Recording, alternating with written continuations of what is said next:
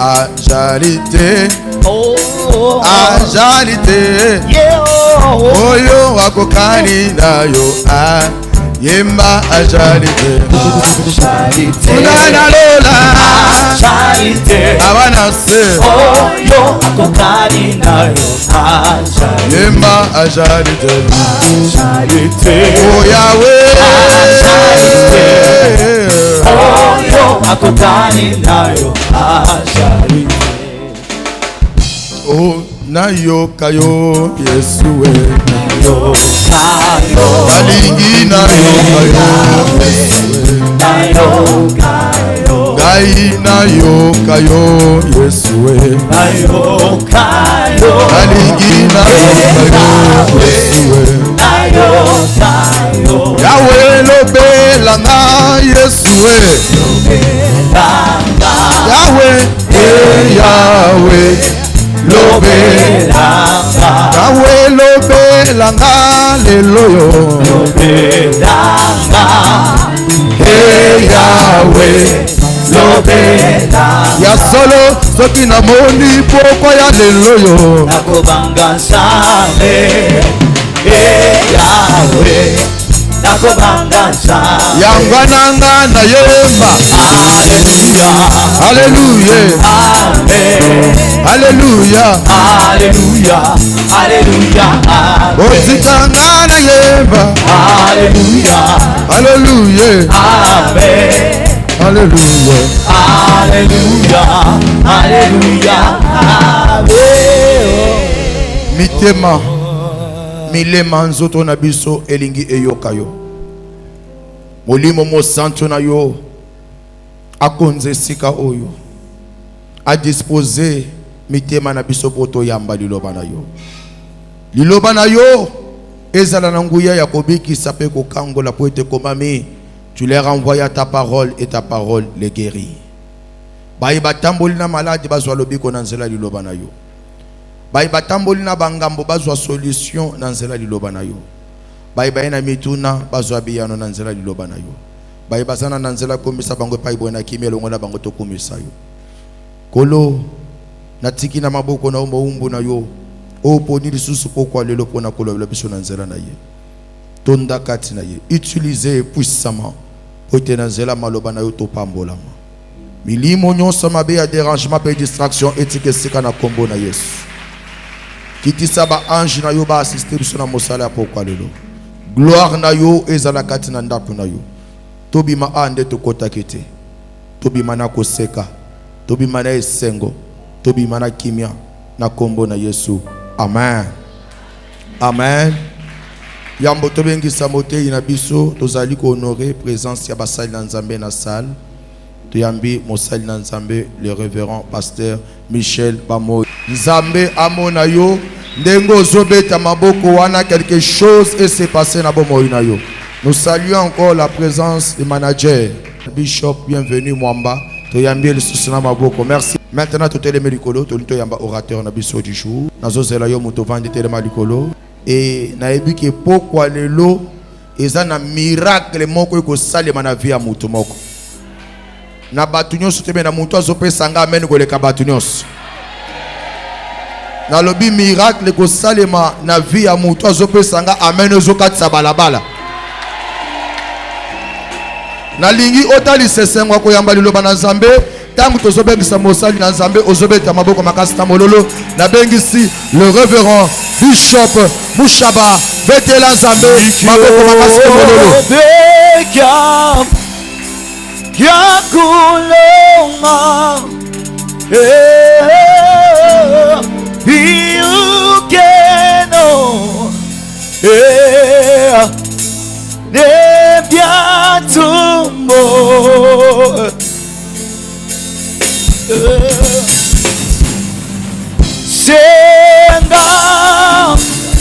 senga mukwashi senga my God yetumwite senga senga mukwashi senga okay tumwite wa machabu senga mukwashi nalingi expliquer yo nzembo zoyemba na tango lobi senga mokwasi le Saint-Esprit le consolateur senga Saint-Esprit le consolateur senga mokwasi c'est donc nous appelons le consolateur. Écoutez, ce soir, il y a l'esprit du réveil dans ce temple. La puissance qui était au temps de Jésus. Je vois cette puissance. Dans l'église où il n'y a pas la puissance du réveil, c'est une mutualité. Ici, mais nous ne sommes pas venus pour le discours, mais pour la manifestation de l'Esprit Saint. J'ai vu les malades être guéris ce soir. J'ai vu les affligés, Dieu les reposer ce soir. J'ai vu les têtes de serpents être coupées ce soir. Pourquoi la maladie va rester ici? Ce soir, au nom de Jésus, le deuil va rester ici. Nous allons sortir ici avec la victoire. Au nom de Jésus, je vois les anges de l'Éternel. Je vois les anges. Je vois les anges. Ils entrent avec les rameaux. Avec les rameaux, pas pour pleurer, mais pour jubiler. Ce soir, la route était fermée. Le Dieu de Mika va ouvrir.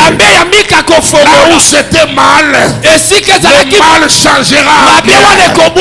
Ce soir, ce qui était mort en toi, ça va ressusciter. Au nom de Jésus-Christ. Au nom de Jésus-Christ.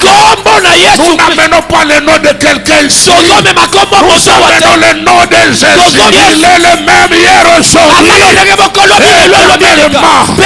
Lui ne jouera jamais. Il ne jouera jamais. Si ton père a échoué, si le gouvernement échoue, si le parlement échoue, lui n'échoue jamais. Lui n'échoue jamais. Il ne va pas te recevoir. Il ne te décevra jamais. Quelqu'un peut te promettre, il peut te décevoir, ou il peut manquer. Mais le Jésus que je vous prie, il a les solutions qui n'ont pas de problème. Ce soir, je vous amène la solution.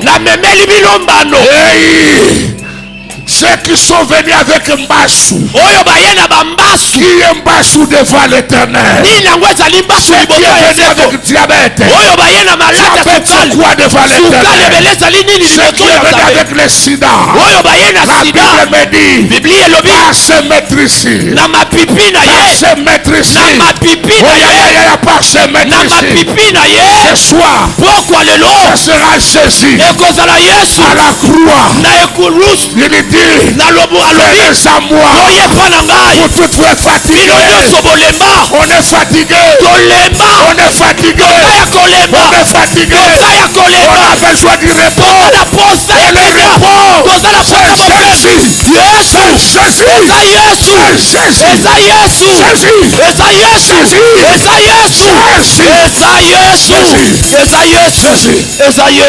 On nous disait, allez à l'école, votre vie va changer. Aucune classe, tout le monde a clarté. Un jour, je vendais le maïs.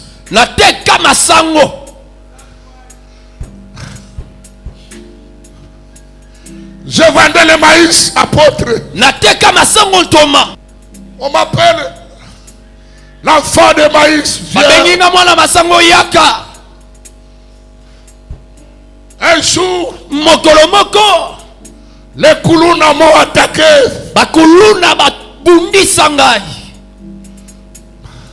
Maman m'a dit, Maman lobi nanga. si tu vas, Soko sokende. achète la nourriture. Somba bilei. Soko teki somba bilei. Mais babotolinga biloko. Babotolinga. Babetinga. Babotolinga. Mama zo selangana na biloko. Ngana zo na sani ya pamba. Mama banikolela.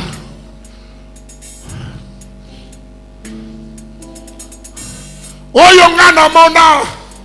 Na boibana na ngaba mona yango. Amen. Na boibana na yobateka kama sa. Jésus. Jour mosusu. Mwana moko azoteka mai. Asopi mai. Akomoloko tabashashe. Abandi kolela. Nako expliquer mama nini. On est capitale nyonso. On est capitale nyonso. Na boy bana na yo bateka mai. Amen. Na boy na famille na yo. Amen. Oh là là. C'est pourquoi na memeli yo Jésus. Multisystème. Motaba lolenge belé. Oyo bisika batu ba mone lokote ya so mone lo. Jésus. Ton dossier là qui n'a pas de solution. Likambo na yesanga mbano. Le dossier là trouvera la solution. Likambo wane kozwa mbano. Au nom de Jésus. Na kombo na La Yesu. Bible me dit. Biblia elobi nanga. Vous recevrez une puissance. Bokozi ambanguya. Vous serez mes témoins. Bokozala banzenge neke. Vous serez mes témoins. Bokozala banzenge neke nanga. Ce soir, Pourquoi lelo? il y a la puissance de miracle. Ezali na nguya ya bikamwa. Il y a la puissance de la résurrection. Eza na nguya ya lisekwa. Il y a la puissance de la restauration. Eza na nguya ya kozongisa sika. Là où il n'y avait rien. Esika eloko ezalaki. Elohim, Elohim. Dieu le créateur, Zambe mokeli. va commencer à créer. Akobanda kokela. Écoutez, Yoka. Lazare n'était pas ressuscité. Lazalo asekwaka te. Lazare a été recréé. Lazalo bakela ye ya Parce qu'on lui sika. avait enlevé tout. Kwete babotola ye Toi nyonso. aussi ce soir, Yo pe pokwa le lelo. Dieu de cette église, Zambe yetonga le oyo. Dieu de Mika, Zambe ya Mika. va recréer ta famille, Akokela ya va sika recréer ta libota yo. beauté, Akokela ya va sika recréer bovemba ta na yo. santé. Akokela ya sika nzoto na Aujourd'hui, yo. il va recréer. Elo akokela ya Il va sika. te recréer. Akokela yo ya sika. Zambe te récupérer te. Jésus. Va recréer aka. Alléluia. Alors, Yemba Senga, ce n'est que 20 minutes aujourd'hui. On va prier. Oh, senga, senga mukwashi, senga. Oh, ivyo bekaba kyakulonga.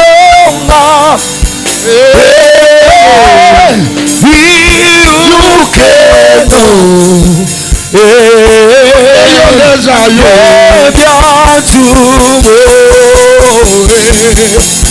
Que tu muites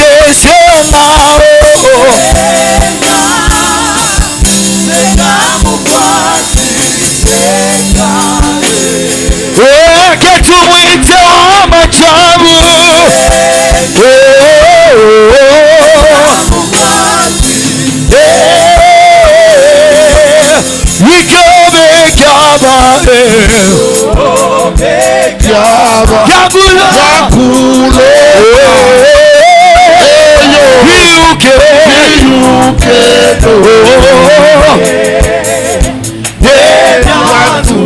Appelons le Saint-Esprit. We are.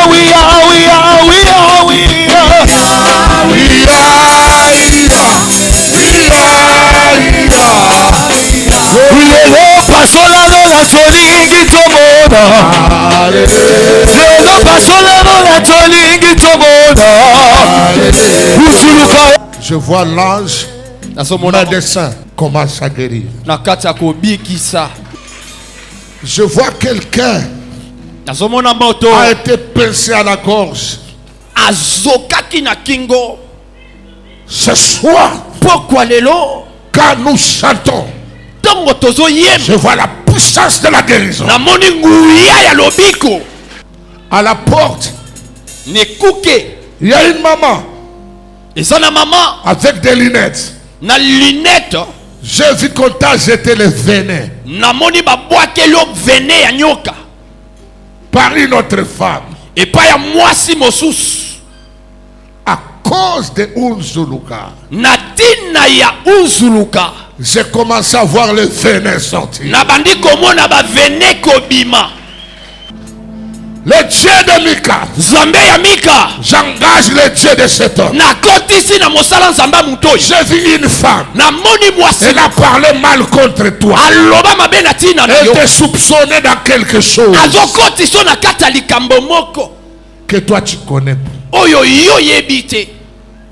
Akende kosimba biloko. À cause d'Unzuluka, Na ntina ya unzuluka c'est toi qui as la puissance sur tes enfants. Enlève le venin dans le corps de cette femme. longola vene wana na nzoto na ye. Ya wibilonge yo. Ya wibilonge.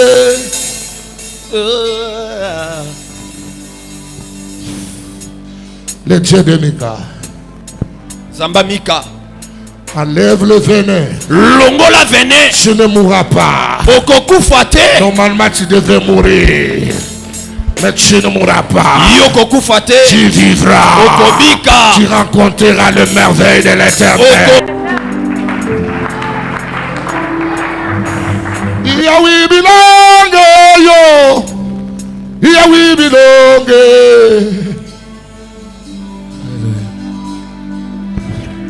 Ah, Lino, c'est bon. Toyoka lo baranza. Asala kaba pa ebelete. Basi balaka ye makambo ebele, mais tango kokoma ere ya kosala ngo ezosala mate. Eza esprit ya nyoka, eza esprit ya corrompre. Eza ka esprit mingi ezaka na mboka. Esprit ya kobaluka esika moko. na anglais tobenga to delay, ajourner, esprit ajournement.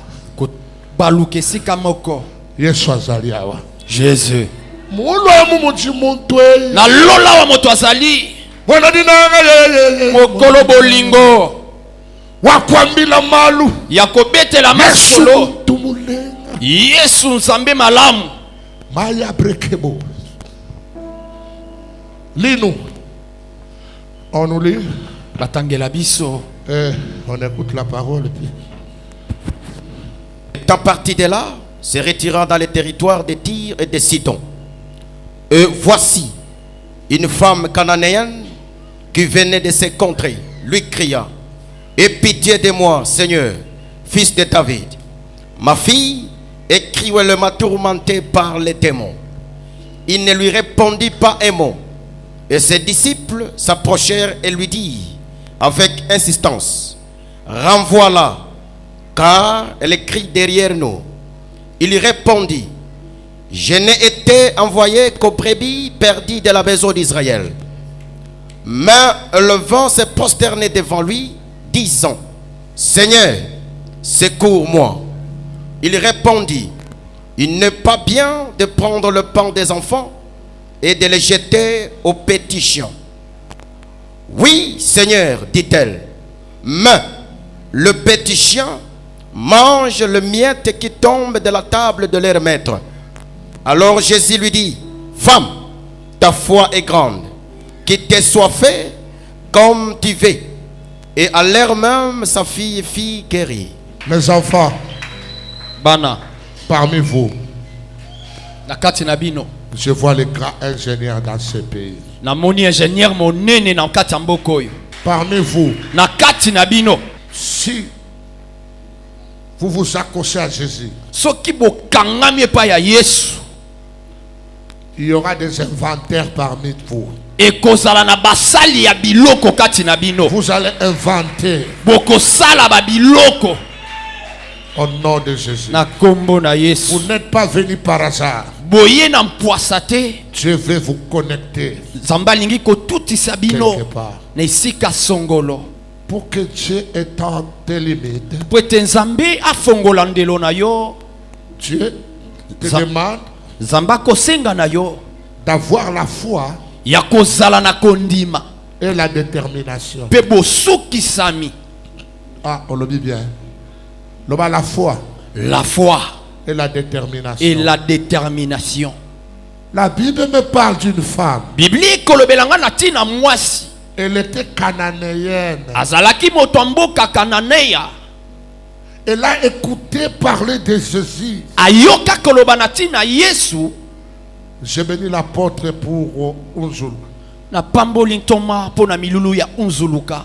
Toi, tu es plus que Messi. Yo leki kutu Messi. Toi, tu es plus que Ronaldo. Yo leki Ronaldo. Oleki na Neymar. Oleki Neymar. Na Mbappé. Aïe.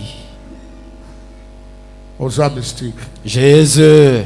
Aux âmes mystiques. Tobeti maboko pona papa.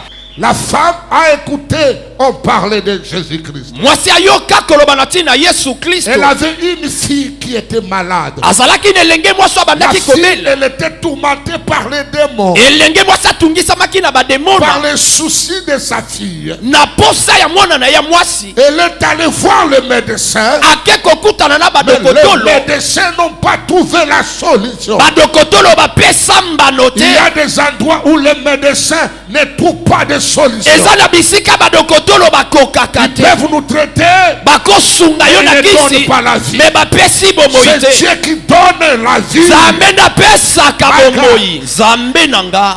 Elle est allée voir le médecin tradit moderne. Ake kokutana na badokotolo ya Elle a bakisi. vu le féticheur. Akutani na bato ya Mais kisi. sa fille, Kasi mwana na ye ya il y a mwasi. des maladies où il y a des démons. Même vous allez avec vos microscopes, vous ne verrez pas. Les démons ne voient pas et ne se fait pas voir dans les microscopes. eyali na bamaladi etungisami na bademona to memi bimoniseli yango ekomona te bademona na kati emoniseli wana.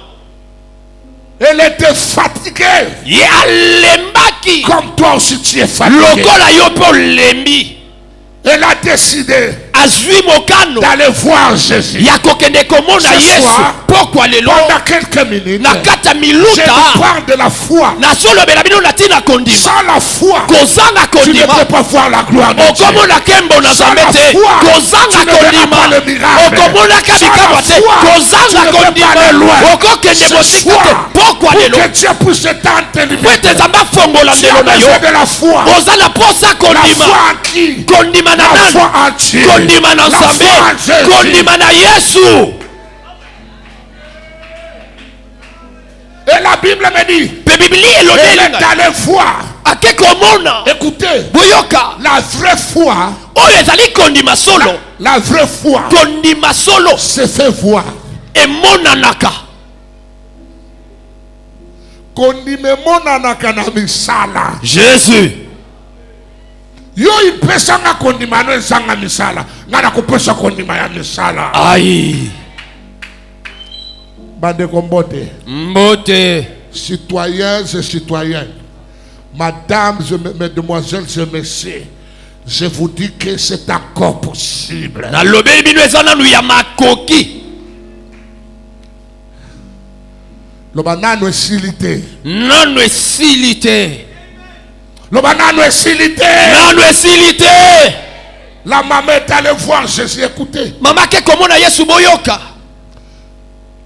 à cette époque, Na ekeke wana Dieu n'avait pas encore conclu l'alliance avec les païens. Je Nzambe vais parler nanu de l'alliance. Nzambe azwaki nanu boyokani te na mopakano. Le miracle était réservé que aux enfants d'Israël. Bikamwa ezalaki bobele mpo na bana ya Israela. Les païens, Bapakano ils n'avaient pas droit. bazalaki na libula te Miracle. na oyo etali bikamwa. Cette femme-là, Me mwasi elle oyo était païenne. azalaki Elle mopakano, était cananéenne. azalaki moto akananeya. Mais elle a décidé, Kasi azwi mokano malgré mon état, ata lolenge na malgré tel que je suis, ata lolenge nazali J'irai. Je nakokende suis de mourir. kino soki eleki Je mourrai. kokufa. Elle avait la foi Azalaki na et la kondi mpe détermination. La bosukisami. détermination, c'est quoi? Bosukisami ezali nini? Écrivez la détermination. Bokoma bosukisami C'est la capacité de ne pas se décourager ezali makoki ya devenir ferme devant l'opposition. ezali makoki ya komilembisa te liboso ya lolenge moko. Très bien petit. Ah, mon anga na bureau na foutre le transport. Amen papa. Elle est allée voir Jésus. Ake komona Yesu. Batata ba mama bandeko. Zala na opposition, il y a une opposition toyo kakawa. Mais maman oyo a opposition à liboso ba disciple. Dans limite, entourage à Jésus. Baboudeye. Ba yebisi tu ne mérites pas. Yo longo banite. Batuba mabe. Aïe. Mwana mama zoko ya malade ya ndeke. Mais ba disciple ba fukusaka minimum mabe. Parce qu'il y avait une loi. Et alaki na mobeko Que le miracle n'est pas pour les juifs. bikamo ezali n'est pas pour pour les étrangers. ezali pona bato bamboka bapaya te. Elle a poussé encore. Batindiki lisusu. Elle a poussé cette femme. Atindiki lisusu mwasi oyo. Elle avait les soucis de ta fille. Azalaki na posa mawa Et ya elle mwana. avait la révélation de Jésus. Azalaki na bofongolami ya Elle Yesu. a dit, Alobi c'est maintenant ou rien. ezali sikoyo ata kote. Écoutez, Yoka au-delà de la foi, likolo ya ajoute kondima. la détermination. Bakisa bosukisami. Sois déterminé. Sukisama N'importe quelle opposition, ata kololenge nini. il faut tenir ferme. Ebongi kosimba makasi. Elle est allée voir Jésus. Ake komona Yesu. My God. Zambe nanga. Bandeko Yesu asatelemela yo. Bino bosakanaka. Aïe. Protocole atelemeli ozofinga bato. Mais maman yo Yesu atelemela kiye. Batata ba mama mbote. Mbote. Est-ce que boza? Toali. Est-ce que mutu moko azawa? Tozali. Loba onzuluka. Uzuluka. La maman est allée voir Jésus. Mama ke komona Yesu. Jésus, Yesu. ma fille. Mwana nanga mwasi. Jésus répond. Yesu ayanoli. On ne donne pas la nourriture des enfants Bapesaka bilei ya bana aux petits chiens. na bambwa ya mike.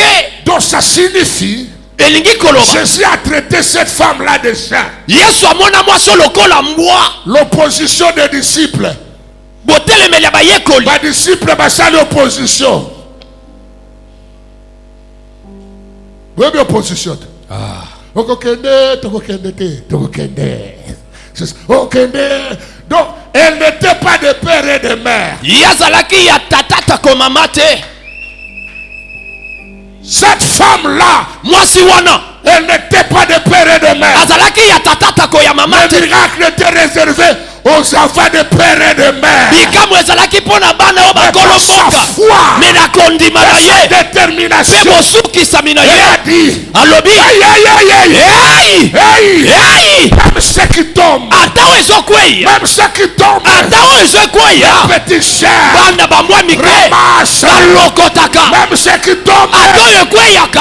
ceux qui tombent, Oyo ekweyaka. Ata oyo ekweyaka. même ceux qui tombent, Ata oyo ekweyaka. Atabi kokoto, Aïe. banambua bakoki kolokota. Jésus.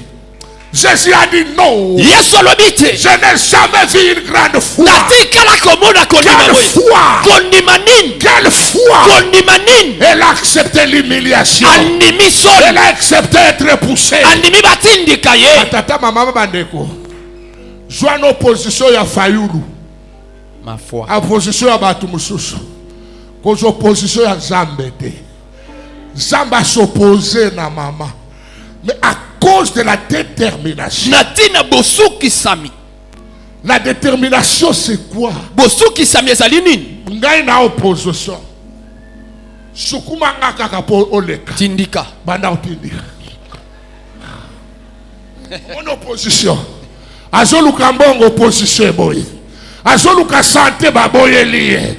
Azoluka voyager baboye. Mais à cause de la détermination, atindika ngayope. À cause de la kotindika ngai.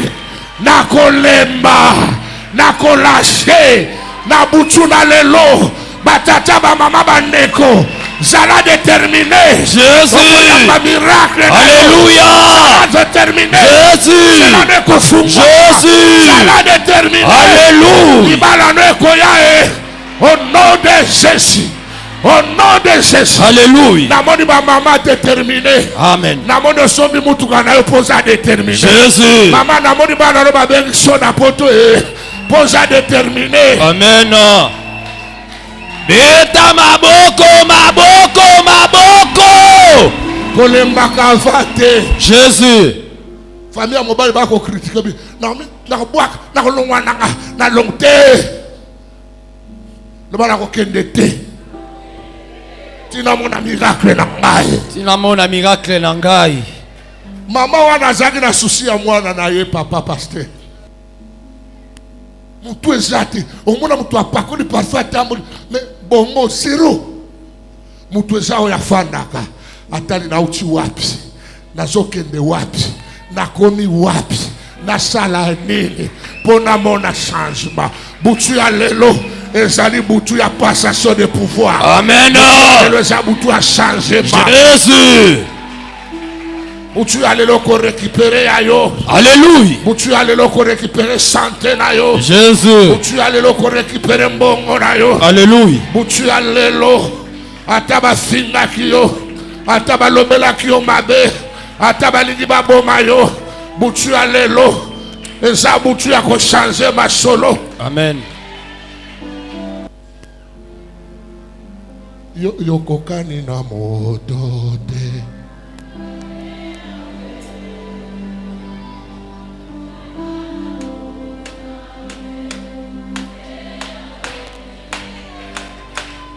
E os amor sanctué, e os amor sanctué, e os amor sanctué, e os amor sanctué. Oh, okokani na moto te. Cette femme-là, Moi si wana. elle était venue avec sa fille malade. Ayaki na mwana ne mo Elle n'est sazobela. pas rentrée avec sa fille malade. Azonga na mwana ne mo sazobela. Ce soir, Pourquoi lelo? ceux qui étaient malades, Oyo bandaki ceux qui kobela. étaient courbés, Oyo nguma ça maki. sera redressé. Ekonyoloka. Ceux qui étaient coupés, Oyo nguma au nom de ekatalaki. Jésus, Na kombo na le Yesu. Dieu de Mika Nzambe ya Mika. s'élargit. Apongola lelo. Bandelo na yo. Ce soir, Pourquoi lelo? ce soir, Pourquoi lelo? tu es venu malade. Oyo Tu zobela. ne retourneras pas malade. Okozongo zobela Tu es te. venu sans l'argent. Oyo sangi Tu bo. ne seras pas sans l'argent. Okozala kozala mungu. Je vous donne Jésus. Na pesi bino Yesu. Jésus. Yesu. Jésus de Nazareth. Yesu wa Nazareti. Jésus tout puissant. Yesu ya nguyebe. Tu es capable. Nzambe ya makoki. Il est transporté par les chérubins. Amema na epai ya Il bato ya est sheriba. transporté par les chérubins. Amema na epai ya sheriba. Azali na Il est bomoi. vivant, ce Dieu. Azali na bomoi nzambe On ne oyo. vous presse pas un homme. Je ne vous presse pas un homme. Nazoteya bino moto Je te. vous presse Jésus. Nazoteya bino Yesu. Jésus. Yesu. Jésus. Yesu. Jésus. Yesu. Jésus. Yesu. Il te connaît plus que toi-même. Ayebi yo koleka yo Et moko. la foi. Zala na kondima. Et la Pe détermination. bosukisami. La détermination. Bosukisami. La capacité Makoki. d'être ferme Ya devant kosima. l'opposition. Liboso ya weso telemela La yo. kotika te. Alléluia. La kotika te. Tilifobo. On a no boti te na bina kobota kaka. On Alléluia. a no sombi lupangu te na kosomba. Nakosomba kakaka. Tilifobo papa. Ngai nakokufa boye te.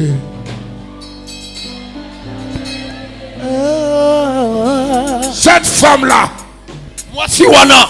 elle avait la révélation Azalaki na bofongolami. de la personne de Jésus. Na tina ya moto yo Yesu. Elle était étrangère Azalaki moto mboka mopaya. à cause de sa foi Na tina kondima na ye. en Dieu. À cause de sa foi, Na tina kondima na ye. elle a reçu le miracle. Azwaka bikamwa. Même Jésus, Ata Yesu. il s'est étonné. Amito akamwe. Il n'a jamais dit que Pierre tient une grande foi. Jacques, non, Atikala koloba yo wana ta Cette kocha kote. femme-là. Mwasi wana. a étonné. Akamwisa Yesu. Maman, maintenant toi tu es mieux placé. Mama yo otiami nesika malamu. Elle était païenne. azalaki mopakano. Mais toi, tu as reçu Christ. Mais yo yamba molimo Tu as mosantu. le Saint-Esprit. Ozali na molimo mosantu. Le miracle est pour vous. Bikamo eza pona bino. Nous ne venons pas pour chercher les bénédictions. Toye koluka mapambolia Nous wate. sommes déjà bénis. Toza deja ya Nous sommes kopambolama. déjà bénis. Zamba sa pamboli Ici, biso. nous faisons les exercices pour aller au ciel. Etikali kaka ngala sisa pona kokende lola. Reçois le miracle au nom de Yamba bikamo na kombo na Yesu. ta santé. Reçois le miracle. Zoto na we yamba bikamwa. Uyoma kolona ekoma kofimba. Zambe amika anyolo sayango na kombo na yo. Amen. Yo pauvreté la tabino. Pona kolia ezama solo. Na ebsibino mama na biso azoze la ngai. Na yela e. Na Lubumbashi ndakala. Me baboto lingai. Na boyi mwana na yo baboto la e biloko. Amen. Zala capable à coller sabana na yo malamu. Amen. Otangi sabana no malamu. Jésus. Okoli sabana no malamu. Alléluia. Otini mwana kenote kama oyebite soka kozonga nini. Oyebite na nzela kutani na banani. O Nzambe. Boya viwana. Siko viwana po boya yango. Zala na kondime pana Yesu. Alléluia. Sikavina ye pana Yesu. Jésus. Dalela Yesu. Jésus. Zala pena kosuki sama. Jésus. Olobi kolo kwangani mutwa. Nako kende panani. Nako kimele panani. Zala déterminé. Aïe. Moi suana tama finga. Ataba imilia kiye. Ataba minimiza kiye. Azala kine loko. Omoni mutu soka zane loko akoluka. Akipakate makambo na pembeni. Amen. Problème na joie. Jésus. Bon, regarde Babylone comme ça, mais RK tout ça là. Le lois un jour un miracle. Je crois. Nandimeli. Je vais laisser le miracle. Na kotika Le bikam. micro à l'apôtre. Nantoma. Mais toi, Kasi yo. tout ce qu'il dira, Nyotso ya koloba. aie la foi. Zala na kondima. Et c'est possible. Ezali ya makoki. Et aie la détermination. Bezala na bosuki sa. Aujourd'hui, si tu ne vois pas, Lelo soko monite. viens encore demain. Lobi ezali. Demain, si tu ne vois pas, Lobi koya le soko dimanche, tu monite. verras. Mokolo ayengo C'est komonaka. encore possible. Ezali nano Le makoki. temps de miracle n'est pas encore passé. Tangwa bikamo nano Le elekite. temps de miracle n'est pas encore Tangwa passé. bikamo nano elekite. Jésus est capable. Yesu aza na Il makoki. connaît ta situation. Ayebi likambo na Le yo. même Dieu qui a créé les blancs, Nzambe oyo akela il mindele. a créé aussi les noirs. Akela pe Le même bamoyindo. Dieu qui a créé l'éléphant, Nzambe oyo akela c'est éléphant. lui qui a créé les lézards. Yenda akela pe lézard. Toi, Bangi Sayote, Alléluia. tu as reçu les noms. Oyamba kombo. Au-dessus de tous Ezali les noms. likolo ya bakombo C'est le nyonso. nom de Jésus. Ezali kombo ya Le Yesu. nom plus puissant. Kombo ya Le nom nguyebele. plus important. Kombo ya Et c'est motuya. ce nom-là Ezali qui kombo te fera wana. que ouvre Yango le nde kofongola yo. Dieu. Alléluia. Paul et Silas, Paul na Silas ils étaient enfermés. bakangamaki. Mais à cause, Me na tina. cause Na tina. de ce nom-là, Ya kombo wana. les portes de la prison Bikuke ya boloko. ont zuluka. Fongwama. La prison qu'on vous a mis, Boloko batayo. l'elu, Lelo. ont zuluka. Fongwama. Mulangyo batia yo, Alléluia. lelo baobimisa yo. Jésus. Et puis tokoya kofungola ngote. Alléluia. Yango moko ekofungwama. Aïe. Na Yesu. Jésus. Bongo na ye kofungwama yango moko. Alléluia. Santé na ye kofungwama yango moko. Libala na ye kofungwama yango moko. Voyage ekofungwama. Pierre bakende kofungola porte te. Porte yango moko efungwamaki. Na mabondeli ya bato bazali kobondela. Mabondeli otosobondela. Ekofungola. Namoni santé na yo kofungwa. Amen. Namoni visa na yo kobima. Namoni dossier non na parquet kosila. Jésus. Na kombo na Yesu. Alléluia. Est-ce que vous êtes prêts à recevoir le miracle? Bozali pena koyamba bikamwa. Nga eza agité. Maye ningani. Ma ezo ningana. Aïe.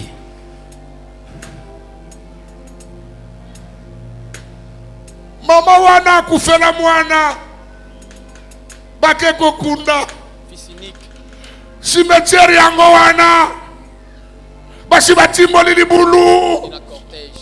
Mama lobi nakanga mokwe.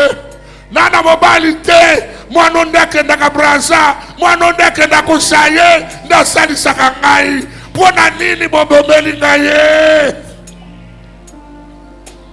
Baba niko kende kokunda. Bakomi na cimetière. Bakutani na mutu. Il y avait des groupes. Il y avait un groupe où il y avait la mort. Et l'autre groupe il y avait la vie. Un groupe qui a la vie, c'est ça. Le groupe de Mika. Le groupe des serviteurs. Il y a la vie. Aïe. Salozonga, maestro, barabalelio na zembo. Oyo pe basoya, akuma malele. Ezambe nangaku. Ezambe bika. Bakutani loba bakutani. Bakutani. Ah loba bien bakutani. Bakutani. Lelo tokokutana. Aïe, fara fara. Au nom de Jésus. La kombo na Yesu. Tokokutana na problème. Alléluia. Tokokutana na bien. Alléluia. Adversaire na yo tokokutana. Mbunzu na mbunzu. Bakutani. Jésus. Côté kuna bana cercueil. Côté bana Yesu. Yesu atuni bango nini? Abinini yango. Oyebiteke maestro akufi. Maraba sekere babu. Zambe nanga. Eria kabu. Kindara babu. J'enlève le cercueil devant toi. Na longoli sanduku liboso na yo na kombo na Yesu.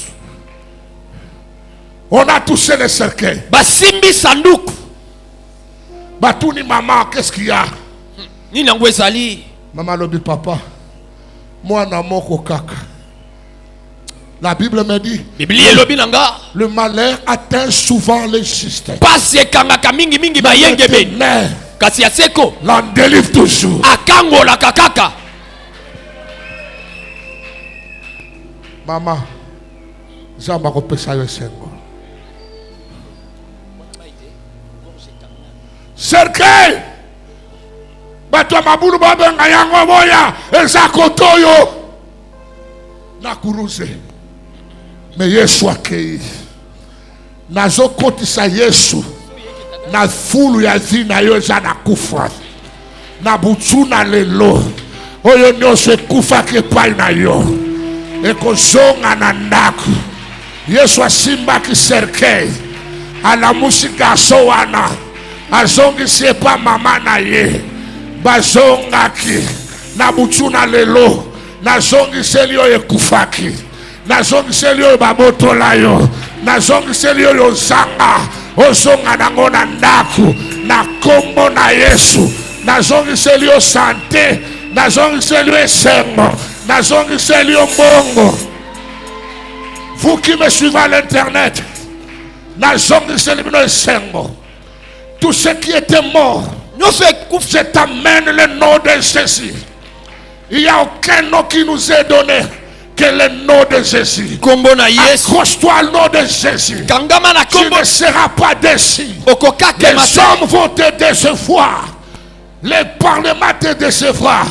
Le gouvernement va te décevoir. Jésus. Il y a un nom qui ne peut pas te décevoir. Le nom de Jésus. L'homme de 33 ans. Transporté par les chérubins. Il est le même hier aujourd'hui. Les institutions passent. Les chefs passent. Mais Jésus-Christ, il est le même hier. La foi en Jésus. La foi et la détermination. Au nom de Jésus. Pour rejoindre la pensée de l'homme de Dieu, moi si on a qui limité à cause de la loi. Loi est limité que y a qui vivre miracle.